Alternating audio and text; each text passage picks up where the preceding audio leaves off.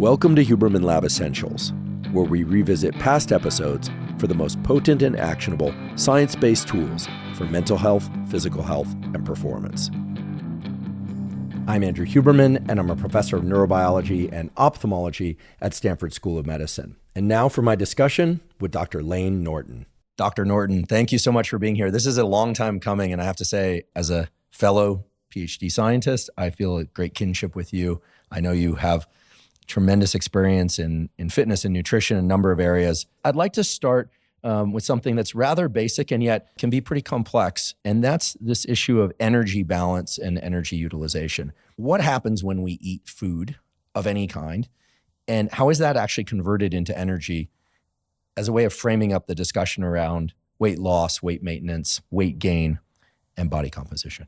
It's a great question. And like you said, this is one of those things where, people use the term calories in, calories out, and they say, well, that's way too simplistic. And I'm like, if you look at what actually makes up calories in, calories out, it's actually very complicated. So a calorie just refers to a unit of energy, of heat specifically. Really what you're talking about is the potential chemical energy that is in the bonds of the macronutrients of food, right? And by digesting, assimilating, and metabolizing those nutrients, we're able to create energy. The end product of that mostly is ATP, adenosine triphosphate, which is your body's energy currency. So a lot of metabolism is simply creating ATP. Protein's a little bit different because protein gets converted to amino acids, which can be used for muscle protein synthesis or protein synthesis in other tissues. But it also can be converted through gluconeogenesis to glucose. And there also are some ketogenic amino acids as well. Then you have fatty acids, which are able to create energy through what's called beta oxidation, where essentially you're taking these fatty acids and you're lopping them off 2 carbons at a time to produce acetyl-CoA, which again can go into the Krebs cycle, produce those hydrogen ions that can then power the production of ATP. So that's kind of like at the cellular level of how this stuff works. But stepping back and taking it back out, like, well, what does that have to do with weight loss or weight gain, right? When you think about the balance of energy in versus energy out, sounds very simple. But let's look at what actually makes up energy in versus energy out. First of all, you've got to realize that the energy inside of the equation is more difficult to track than people think. So one, food labels, which we like to think as being, like from upon high, can have up to a 20% error in them. Really? Oh yeah. The second aspect is there's what's called your energy, but then there's also metabolizable energy, right? So if you have food stuff with, say, a lot of insoluble fiber, typically insoluble fiber is not really digestible. And so you could have, quite a bit of carbohydrate, but if you can't extract the energy from it, and typically this is because insoluble fiber from like plant material, the carbohydrate and even some of the protein is bound up in the plant structure, which makes it inaccessible to digestive enzymes. And so this is what like adds bulk to your stool and whatnot. But again, reduces the metabolizable energy in there. And there's some evidence that based on people's individual gut microbiome, that some people may actually be better at extracting energy out of fiber compared to other people. So just starting off right there, okay, there's quite a bit of play in the energy inside of things. Now, one of the things people will say is, well, see, that's why you shouldn't worry about tracking calories because, if the food labels can be 20% off. And what I'll say is, okay, I understand where you're coming from, but typically if it's off, it's going to be consistently off. And if you're consistent with how you track it, eventually you'll be able to know kind of what you're taking in. So now let's look at the energy outside of the equation, which is actually way more complicated, right? And so your energy out is a few different buckets. The first one and the biggest one is your resting metabolic rate, so your RMR. That for most people is anywhere from 50 to 70% of your total daily energy expenditure. Sedentary people will be on the higher end of that, so it'll be a bigger proportion, whereas people who are more active, it'll be a little bit lower, not because their metabolic rate is lower, but because they're expending a greater percentage of their calories from physical activity. Then you have something called the thermic effect of food, which is a relatively small percentage of your total daily energy expenditure. It's about 5 to 10%. Very difficult to measure, and usually what researchers do when they're kind of looking at this stuff is they just kind of make an assumption about it. They use a constant. And that refers to the amount of energy it takes to extract the energy out of food. You can't just eat food and then, it just appears in your cells and you start doing stuff. It has to be systematically broken down and put into forms that can actually produce energy. A lot of times people will say something like, well, not all calories are created equal. That's not true because calories is just a unit of measurement, right? That would be like saying not all seconds on a clock are created equal. Yes, they are. All sources of calories may have differential effects on energy expenditure and appetite. So if we look at something like fat, for example, the TEF of fat is about 0 to 3%, meaning if you eat 100 calories from fat, your net will be about 97 to 100. So the process of breaking down that fat essentially subtracts some of the calories away because you used it in creating energy. Correct. By breaking those chemical bonds to create ATP. Correct. Okay. Correct. Fat is actually the easiest thing to convert into energy. Then you have carbohydrate, which has a TEF of like 5 to 10%. So you eat 100 calories from carbohydrate. And obviously, like the fiber content makes a big difference on this. But if you eat 100 calories, you'll net 90 to 95. Protein is about a 20 to 30% TEF. So if you eat 100 calories from protein, you're only netting 70 to 80. Now you're still net, people say, well, you can't eat too much protein. Well, people will ask, well, can protein be stored as fat? The carbons from protein, it's unlikely it's going to wind up in adipose tissue. But if you're eating a lot of protein overall as part of a lot of calories, it has to be oxidized and it can provide a calorie cushion for other things to be stored in fat. But protein itself does provide, a net positive for calories, but less so than carbohydrate or fat, and tends to be more satiating. So again, when people talk about, are all calories created equal? Yes, but all sources of calories may have differential effects on energy expenditure and appetite. So that's the TEF bucket and the BMR bucket. Then we go to physical activity. And physical activity is essentially two parts. There's exercise, which is kind of your purposeful movements. Like you go out for a walk, you do a training session, whatever. Any purposeful activity. And then you have what's called NEAT, which is non-exercise activity thermogenesis. So for example, when I'm talking, if I'm waving around my hands, if I'm tapping my feet, if I'm whatever, that's NEAT. The calorie burn from NEAT is actually pretty significant. We're not talking about 100 calories or 200 calories per day. We're talking about, in some cases, hundreds to maybe even close to 1,000 calories per day. And what's very interesting about NEAT is that seems to be the most modifiable of, BMR, TEF, and NEAT. NEAT seems to be far more modifiable. The next thing is a lot of people weigh very sporadically. And I'll tell people, like, if you're going to make an intentional weight loss a goal, and again, this can be different for different people, but typically I tell people weigh in first thing in the morning, right after you go to the bathroom, do it every day and take the average of that for the week and then compare that to the next week's average. As somebody who weighs themselves pretty regularly, my weight will fluctuate, 5-6 pounds and not seemingly changing much, and that's just, those short-term changes are fluid. So if you're somebody who just randomly is weighing in and you're eating in a calorie deficit and you just weigh in one day where you've just, whatever reason, holding some more fluid, then you, see, this isn't working. When in reality, your average might be dropping. Weight fluctuations are actually identified as a major reason why people get discouraged from weight loss. It kind of stops the buy-in, when they have a fluctuation up. So that's one of the reasons early on that low carb diets tend to work really well is because people lose a lot of water weight really quickly and they get that buy-in. So, this is working. People think about, I'm going to do a diet and I'm going to lose this weight, and they do not give any thought to what happens afterwards. Think about if you have some kind of chronic disease or a diabetic, right? You can't just take insulin once and that's it, right? You got to take it continuously. Otherwise, you're going to have problems. You can't create a new version of yourself while dragging your old habits and behaviors behind you. So what I'll tell people is, because people say, well, I'm doing a carnivore diet, or I'm doing this diet or that diet. And I'll say, that's fine. Do you see yourself doing that for the rest of your life? And if the answer is no, you probably need to rethink what your approach is going to be.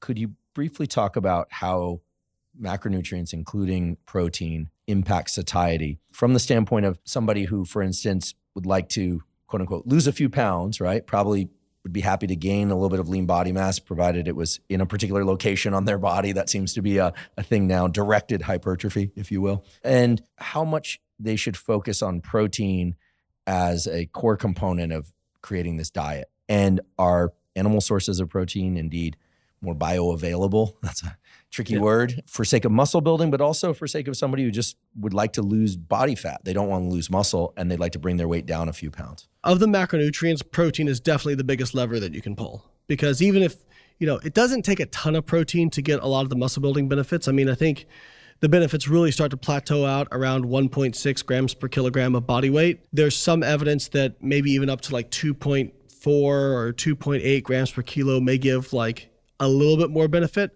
I think it probably looks something like an asymptote in terms of a curve, where as you put more into the system, you always get a little bit more, but it just gets to the point where it's so infinitesimally small benefit that it's, for all intensive purposes, no benefit. There doesn't seem to be really downsides to it, even like up to very high levels of protein. Jose Antonio did a study that was a year-long randomized control trial. And again, it's just 1 year, but they were looking at all sorts of different biomarkers.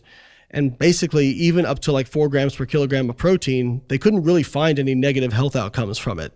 Other than people were just so satiated, they ended up eating less calories. So protein is a big lever because, one, it has a higher thermic effect of food. So you're getting a little bit more calorie burn per day, even though it's not a ton because TEF is a pretty small percentage of your overall energy expenditure, but still a benefit. You're getting the effects on lean body mass. It's going to, if you're in a diet, it's going to help preserve lean body mass. If you're at maintenance, it's going to help build or preserve lean body mass. And if you're in a surplus, it's going to help build or preserve lean body mass. If I'm going to eat, let's say 2 grams per kilogram of body weight protein, and I'm not eating multiple meals, maybe I'm eating 2 or 3 meals per day, I'm certainly going to be eating more than the 30 gram threshold that was thrown around for a long time, that we can only assimilate 30 grams of protein per meal. Should I just not worry about that? Some of it is going to go towards the thermic effect of food. Some of that might be converted into glucose, of all things, through gluconeogenesis. So should I worry about this 30 gram cutoff? Because I think balancing the 1.6 gram per kilogram body weight threshold with number of meals, with the need to exercise and work and live my life and sleep, et cetera, pretty soon you run into bottlenecks where you just can't do it all, or you're spending so much time trying to focus on it all. You can't optimize all the things at the same time. You lose your mind and your body. Most Americans get about 65 to 70% of their protein at dinner, right? Breakfast tends to be pretty minimal protein. So to answer your question, I do think that timing and frequency matters a little, not so much frequency, but distribution more so. But it's a much smaller lever than just getting enough total protein in. And then as far as like animal versus plant, I used to be in the camp of there's no way somebody can build as much muscle on a plant-based diet. And now I think I've come back to you can, it just requires a little bit more planning. And I don't want to say always, but it's very difficult to do without an isolated source of protein. So unless you're going to supplement with an isolated plant source of protein, it's very difficult to get enough without going over on total calories, because you can figure that, especially like take somebody who may be calorically restricted, trying to get enough protein from whole intact plant sources. So you've got a few different things working against you. One, the sources of protein you're consuming also have carbohydrate and or fat. 2, it's a less bioavailable form of protein. And 3, it's a lower quality of protein in terms of it has typically less leucine, less branched amino acids, and less essential amino acids. You answered the question that I almost interrupted you to ask, which was, does it boil down to the leucine content? And it sounds like that is one of the components, and that a lot of the vegan and vegetarian sources of excellent protein, that excellent protein vegetarian or vegan source is co-packaged with calories from carbohydrates and or fat that make it hard to stay under the caloric threshold. Whereas a steak is, I'm not, and obviously people might want to avoid that for ethical reasons, sure, but that's a different matter entirely. But a steak or a piece of chicken or an egg is, well, an egg, has a yolk, which is, there's fat there, but is almost a pure protein fat source. There's no carbohydrate along for the ride. You can do it. It takes a little more planning. And you're almost always, if you're a vegan, especially, you're going to be better off like supplementing with some isolated form of protein or vegan form of protein. Now, this is where it gets into people say, well, what about the limiting amino acids and those sorts of things? It's a consideration. Some of the better forms of vegan protein in terms of amino acid content are like soy. Now, I hear everybody screaming online about their testosterone levels. In terms of actual outcomes and looking at testosterone, there was a recent meta-analysis looking at soy. And I think if it's your only source of protein, then maybe the dosage is high enough to cause some weird effects. But if you're just using it like once or twice a day, it doesn't seem to have an effect on testosterone or estrogen. So that can be a decent source of protein because it is a complete protein source. It does have a PDCAAS of 1, which PDCAAS is basically a measure of protein quality based on does it provide enough of all the amino acids so that none are limiting. And so soy is one of the only vegan sources that does that. Interestingly, potato protein isolate actually has a similar essential amino acid content to whey. So isolated potato protein, it's just really hard to find. Another reason using an isolated protein can be helpful is because it's more bioavailable as well when it's been isolated out. When it's the protein bound up in the actual plant material, it tends to be less bioavailable. Now, cooking can help increase the bioavailability because it breaks some of those bonds and whatnot. The other thing to consider with the vegan sources of protein is the leucine content. So one of the studies we did was we looked at wheat, soy, egg, and whey. Isonitrogenous, meaning we equated protein between the groups. Isocaloric, we equated calories. And we looked at muscle protein synthesis. And I think the meals were 15% of total energy from protein. So like your food guide pyramid level of protein. And we saw that in the wheat and soy group, they did not increase muscle protein synthesis, but the egg and whey group increased muscle protein synthesis. Now, what's really interesting is we went back and we took wheat and added free leucine to it to match the leucine content of whey, and the protein synthetic response was identical. So again, I don't like to simplify things too much, but leucine appears to really be driving this ship.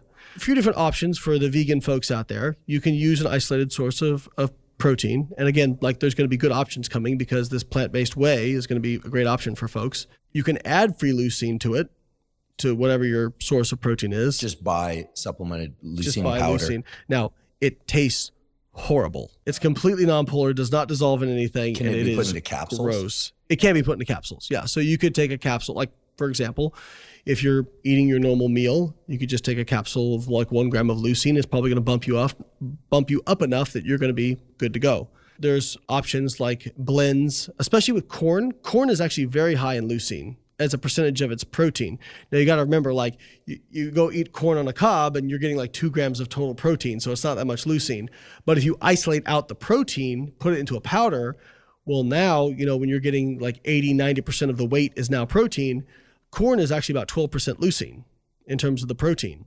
So a great source of leucine. It is almost frank deficient in some other amino acids, but you can blend it with a few other sources of protein. You could blend it with a soy, a pea, and you can create these complementary blends that would actually have quite a bit of leucine, but also some of the other essential amino acids. So there are options out there for plant-based folks. And we have seen people who are plant-based build impressive amounts of muscle. There's quite a few bodybuilders that are plant-based. Can we come up with a relatively short summary of the following? Tell me if this is correct or not. That most of us should be focused on ingesting non-processed and minimally processed foods.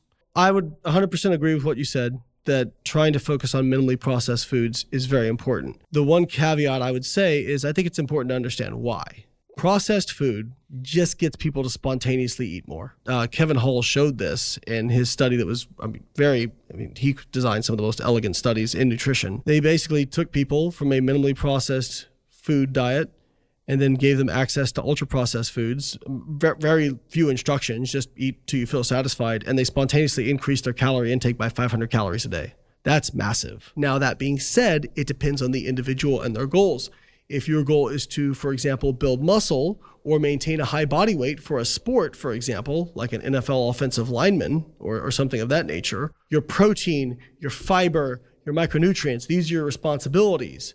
But those become much easier to hit when you have higher calories. If you're eating 4,000 calories a day for whatever goal you have, you're probably going to have some left over. And good luck eating 4,000 calories from minimally processed foods.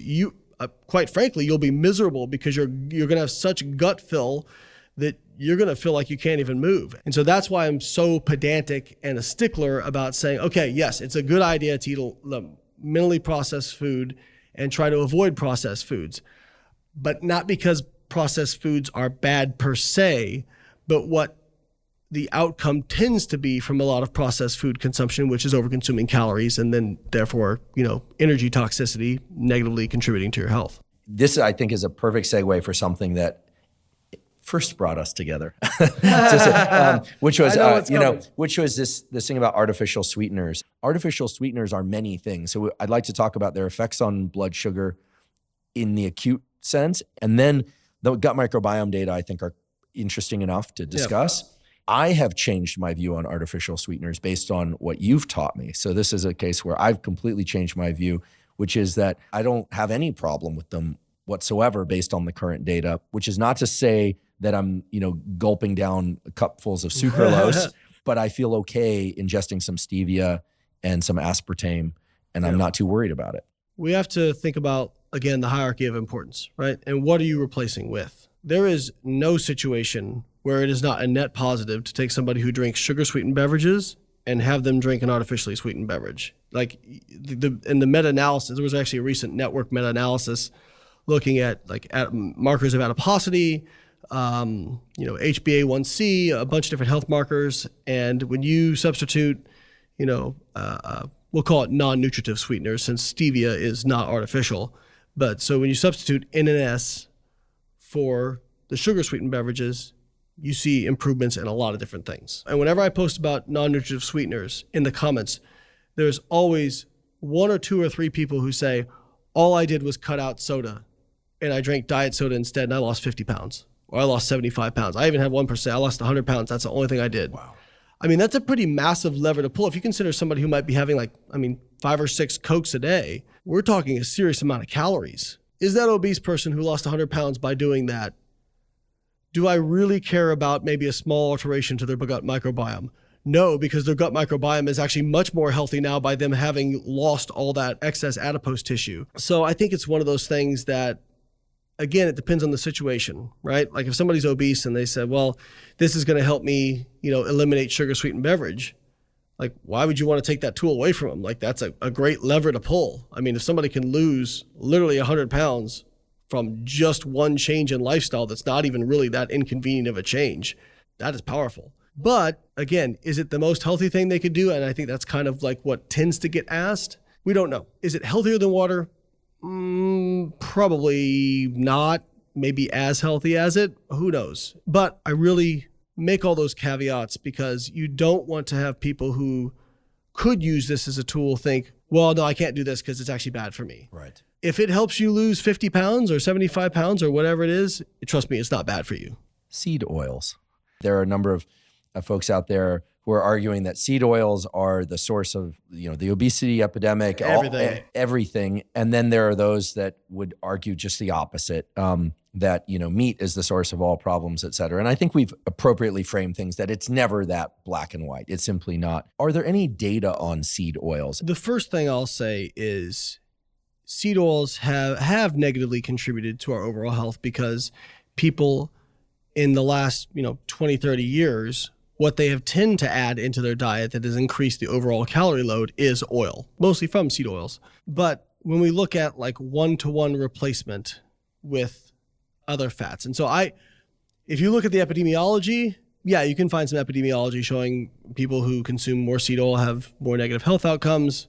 Problem is, again, tied up with a multitude of other behaviors. And then you can find mechanisms, and the idea is, well, they're polyunsaturated, which means in the fatty acid chain, there's multiple double bonds, which those double bonds can be oxidized when they're exposed to heat and some other things. And so the idea is, well, when you cook with these things and they make it oxidized, and that's going to cause inflammation in your body. That's a plausible mechanism. So as always, I defer to the human randomized control trials. What you tend to find when you substitute saturated fats for polyunsaturated fats, inflammation is basically neutral. There's some studies that show a positive effect of doing polyunsaturated fats, but it probably depends on the individual polyunsaturated fat. And that's the other thing I don't really is difficult because you're categorizing everything in this one bucket, and there are some differences between individual fatty acids. Even with saturated fat, for example, stearic acid doesn't tend to raise LDL cholesterol, whereas saturated fat as a whole tends to raise LDL cholesterol, but there are some saturated fats that don't. So again, it's like we're putting things in buckets, and it's a little more nuanced than that. Then if you look at the effects of polyunsaturated fats on markers of cardiovascular disease, again, tends to either be a neutral or positive effect when you substitute saturated fat for polyunsaturated fat.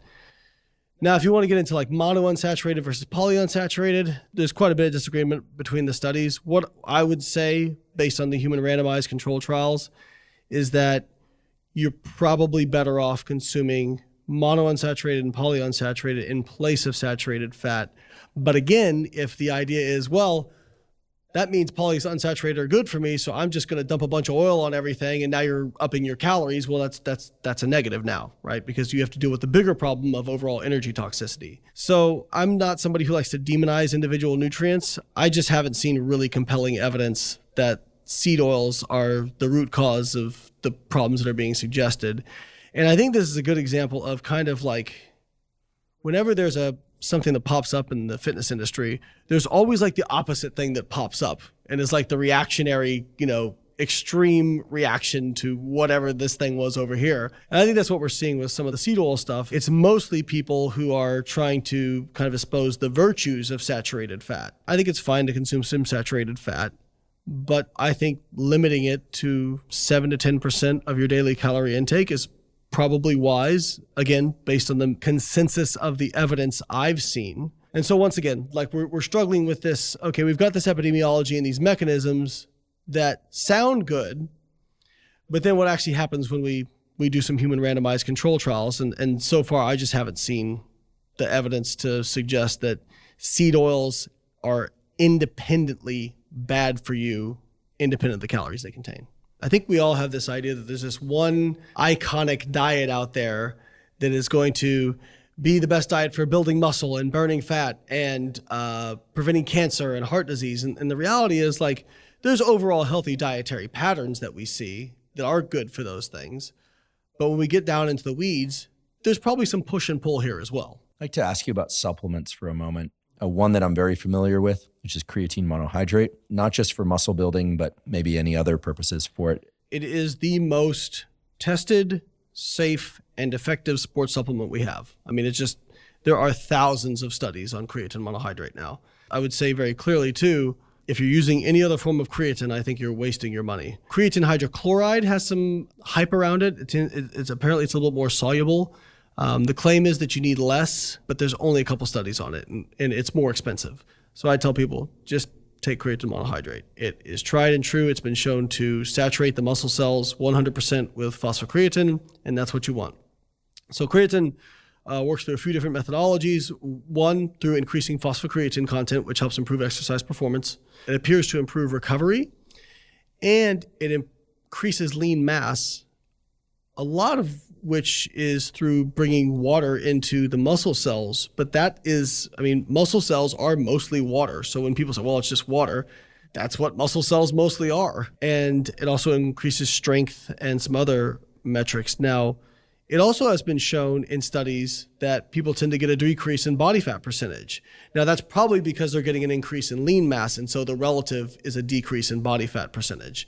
But there are a few studies that show a decrease in fat mass as well. I don't think that creatine's a fat burner. I think that people are able to train harder, build more lean tissue, and so that's probably having an effect on fat mass.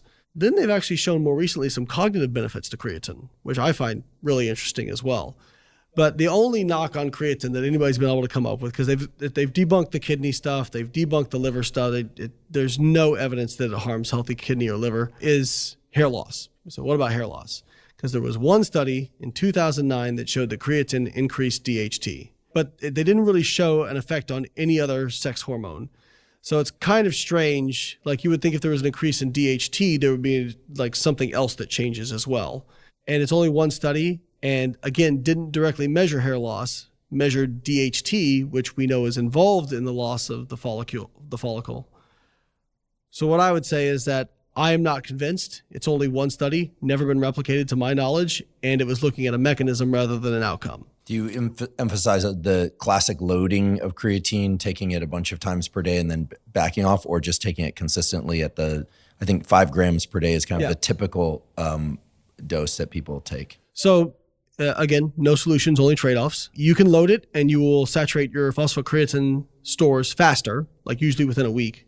If you just take 5 grams per day, it'll take 2, 3, 4 weeks, but you will get to the same place, and you're probably going to have a much lower risk of GI issues. Some people, creatine can be a gut irritant. If it is for some folks, I would recommend splitting it into multiple doses. So maybe like multiple 1 or 2 gram doses per day, and definitely don't load it if you're somebody who has GI issues from it.